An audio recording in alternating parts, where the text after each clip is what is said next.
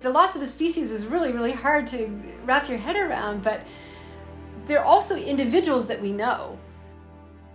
I guess to me, the biggest fear is we do nothing at all. Because if we do nothing at all, I'm pretty sure the birds are gone.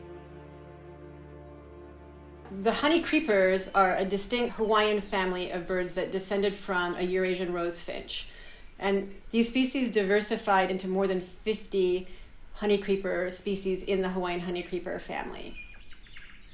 Avian malaria, it's a novel disease just like the coronavirus was novel to us, and with all the devastating consequences that we have seen with the coronavirus. Because of this, the lack of natural immunity, some of the honeycreeper species fall like flies. It is an introduced disease carried by introduced mosquitoes. And the whole system has only been at play for about 100 years.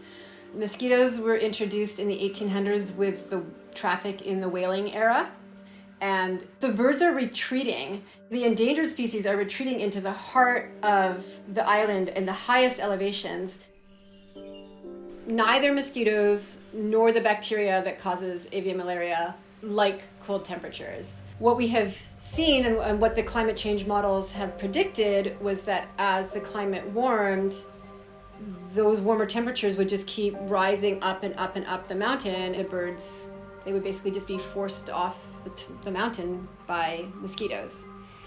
And so we have been sounding alarm bells. One of our sites, the Akikiki, used to number 35 pairs in 2015. And since 2018, we have gone down to only 3 males and 1 female at that site. Meanwhile, we have seen mosquitoes at a level we had never ever seen before. The site is going to be vacant. You know, we feel like it's like walking into a ghost town. This place that was the core of the Akikiki world, their castle, their bastion, where we always thought that they would do the best.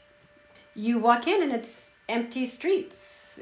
It's really sad. And for my team, it's been especially heartbreaking because the birds are ringed, so we know individuals. And this year, Justin, my main guy, went out and he was monitoring this pair that he knew from last year. And partway through the season, the female was just gone and the male was beside himself. He was all over his territory calling and singing and trying to find a mate. And Justin just could barely keep it together, you know? It's just, we know we're supposed to be objective scientists, but when you see not only just like the loss of a species is really, really hard to wrap your head around, but they're also individuals that we know. That being said, we can't be hopeless. If we're hopeless, it's all over. The minute we give up hope, there is no hope. So this is where I get sad. In North America, there's a story that I read as a kid called The Little Engine That Could. So if you don't know this story, it's a little steam engine that is asked to do the job of a big engine. And it's not sure it can, but it just believes.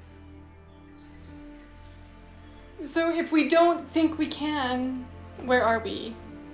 We have to think that we're going to choose the right solution. And I guess to me, the biggest fear is we do nothing at all. Because if we do nothing at all, I'm pretty sure the birds are gone. We have to take some concrete actions, and it's hard because we're not sure we're taking the right action, but I'm pretty sure that any action is better than inaction. I think the right choice for this moment is really working hard to accelerate the mosquito control on the landscape, taking big, bold steps to make that happen. And the tool we are looking at to do that is a bacteria that occurs already in mosquitoes and other insect species throughout Hawaii. When a male mosquito and a female mosquito breed and they have different strains of this bacteria Wolbachia in their guts, the female's eggs are unviable and cannot develop. So what we have been doing is collecting mosquitoes from the wild, bringing them into the lab, clear their natural Wolbachia infection from them with an antibiotic, and then we introduce a different strain of Wolbachia than the wild population is carrying. and we release them back into the wild. And so most matings end up with these inviable eggs. So it works as mosquito birth control. The problem is we're still probably a couple of years out, both on the science front and on the public approval.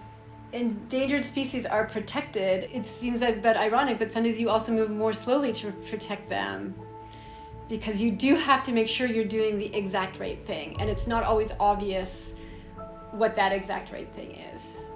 I think longer term, really what we all need to do is we need to, as a society, address climate change. I mean, really at the end of the day, we are going to be controlling mosquitoes in perpetuity if we can't manage global warming. These are all stopgap measures.